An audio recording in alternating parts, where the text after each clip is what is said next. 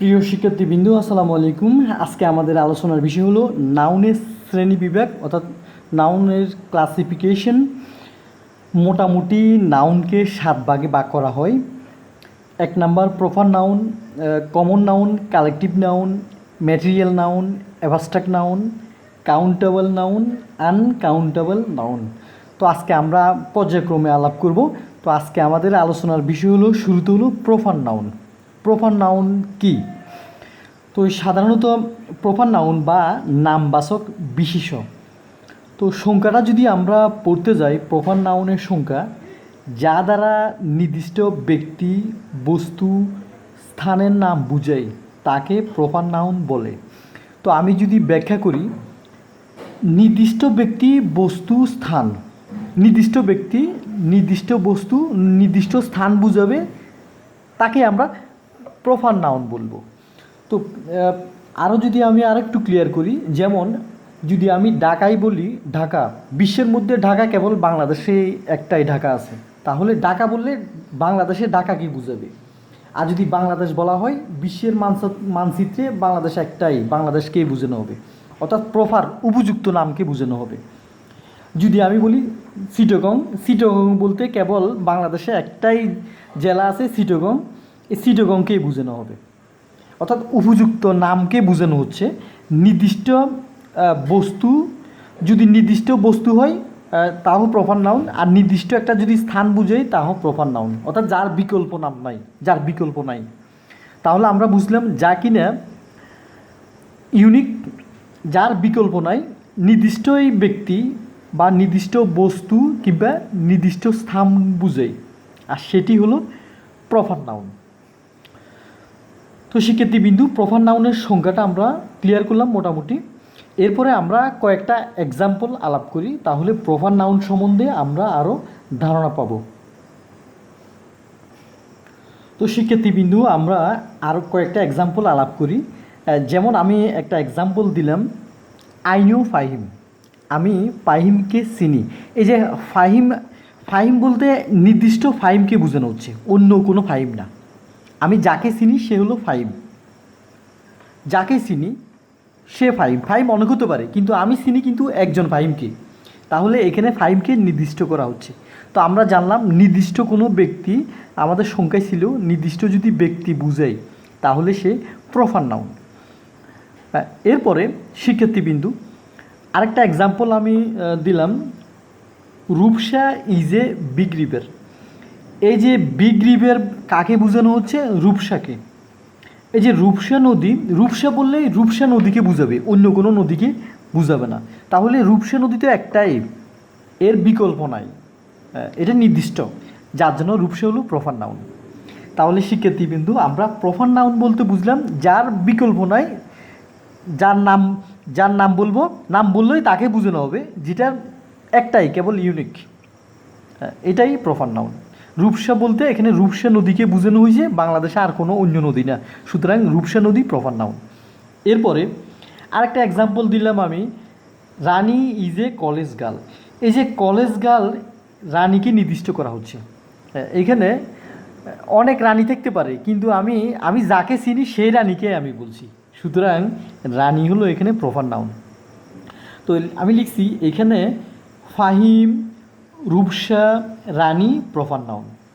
তো শিক্ষার্থীবিন্দু, আরেকটা জিনিস আমরা খেয়াল করব, প্রপার নাউনের প্রথম বর্ণ সব সময় ক্যাপিটাল লেটার হয়, এটা আমরা খেয়াল রাখব। তো এই মোটামুটি আমরা প্রপার নাউন সম্বন্ধে আমরা ধারণা পেলাম।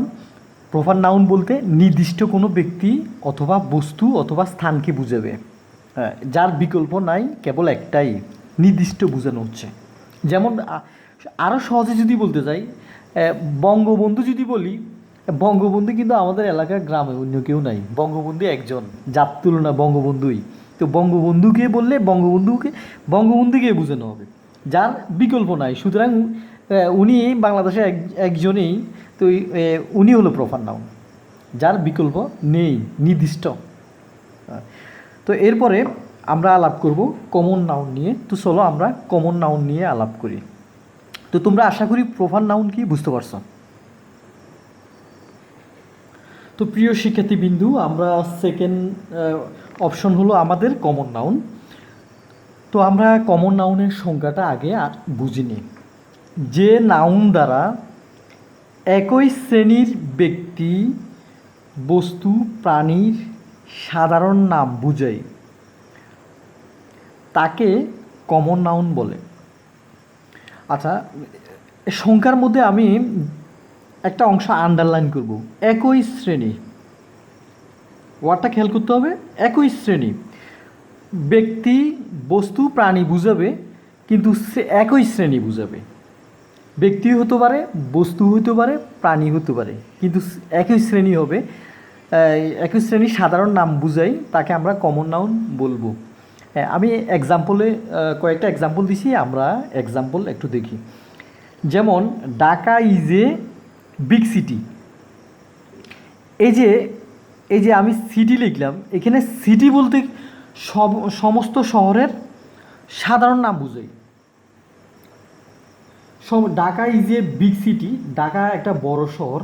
তো এই সিটি বলতে এখানে সমস্ত শহরের সাধারণ নাম বোঝানো হচ্ছে, সমস্ত শহরের সাধারণ নাম। বিশ্বে অনেক সিটি আছে, তাহলে এই সিটি বলতে যত শহর আছে সব শহরের সাধারণ একটা নাম বোঝানো হচ্ছে, যার জন্য সিটিটা এখানে কমন নাউন। এরপরে আরেকটা এক্সাম্পল দিলাম, the cow is a domestic animal.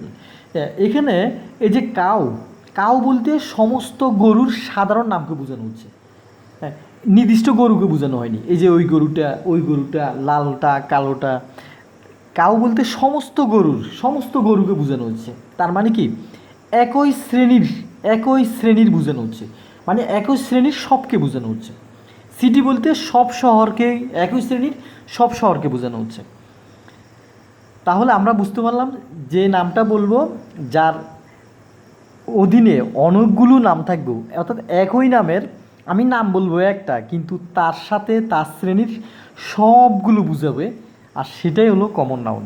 মানে যা একের অধিক অনেক থাকবে, আমি বলবো একটা, কিন্তু ওই একটা দিয়ে হাজার হাজার শত শত বুঝাবে, মানে যা অধিক থাকবে, যা একই শ্রেণীর হবে। একটা বললে একই শ্রেণীর সবকে বুঝাবে, গরু বললে গরু শ্রেণীর সবকে বুঝাবে, ছাগল বললে ছাগল শ্রেণীর সবকে বুঝাবে, শহর বললে শহরের শ্রেণী সবকে বুঝাবে।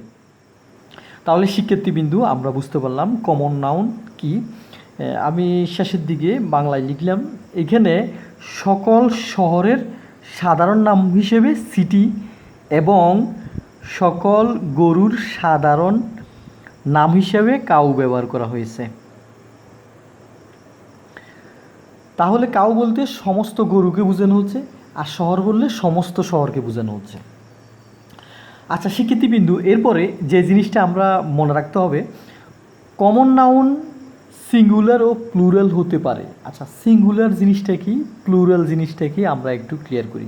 সিঙ্গুলার মানে যে একটা বুঝাবে, আর প্লুরাল মানে একের অধিক বুঝাবে, মানে বেশি বুঝাবে।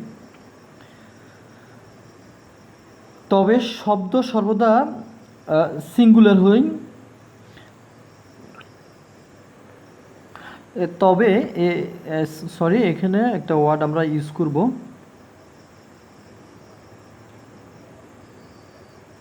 তবে কিছু শব্দ সর্বদা সিঙ্গুলার হয়, যেমন সান, মুন, আর্থ, স্কাই, গড।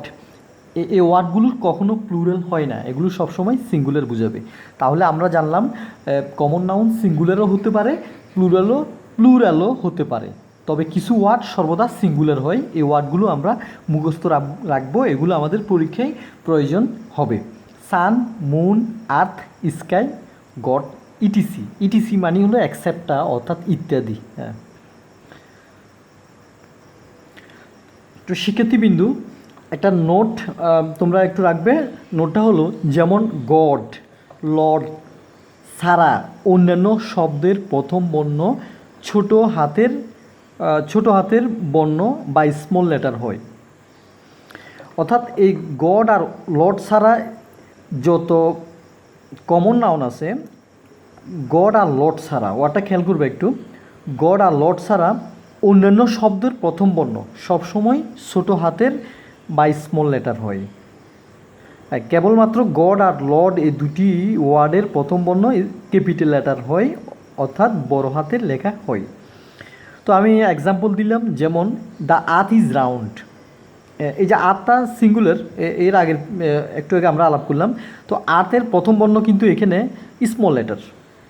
আমরা কখনো ক্যাপিটাল লেটার ইউজ করব না। ক্যাপিটাল লেটার কেবলমাত্র এই দুইটা ওয়ার্ডের ক্ষেত্রে প্রযোজ্য।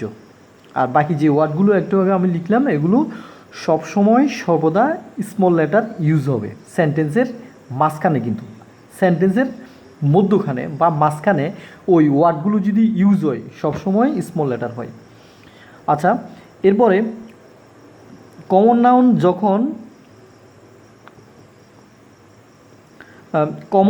নাউন যখন সিঙ্গুলার নাম্বার হয়, অর্থাৎ কমন নাউন যখন সিঙ্গুলার একটা বুঝাবে, তখন এর পূর্বে এ অথবা এন বসে। যেমন আই হ্যাভ এ বুক। এই যে বুকটা হলো এখানে কমন নাউন। বুক বলতে যত বই আছে সব বইকে বোঝানো হচ্ছে, নির্দিষ্ট কোনো বই নয়। হ্যাঁ, তবে যখন সিঙ্গুলার বুঝাবে, মানে আমার হাতে বই আছে কয়টা, আমি যখন বলবো একটা বই আছে, সিঙ্গুলার বুঝাবো, মানে একটা, অনেকগুলো না, একটা বুঝাবো, আমার হাতে বই আছে একটা, তখন অবশ্যই আমরা এ অথবা এন বসাবো। তো এ অথবা এন, এ এবং এন এ উভয় আর্টিকেল। তো আমি যখন আর্টিকেল অধ্যায়টা আলাপ করব বিস্তারিত, এ কখন হয় এন কখন হয় আমি বলবো। তো শিক্ষার্থীবৃন্দু, তোমরা আশা করি আজকের ক্লাসটা উপভোগ করছো। তো এই বাসায় একটু প্র্যাকটিস করবা, এতে তোমরা কমন নাউন এবং প্রপার নাউন আরও ভালোভাবে বুঝতে পারবা। তো আমার চ্যানেলের উপর চোখ রাখো, ইনশাল্লাহ পার্টস অফ স্পিচের বাকি যে অংশগুলো, নাউনের যে ক্লাসিফিকেশন এবং পার্টস অফ স্পিচের বাকি অংশগুলো আমি পর্যায়ক্রমে আলাপ করব।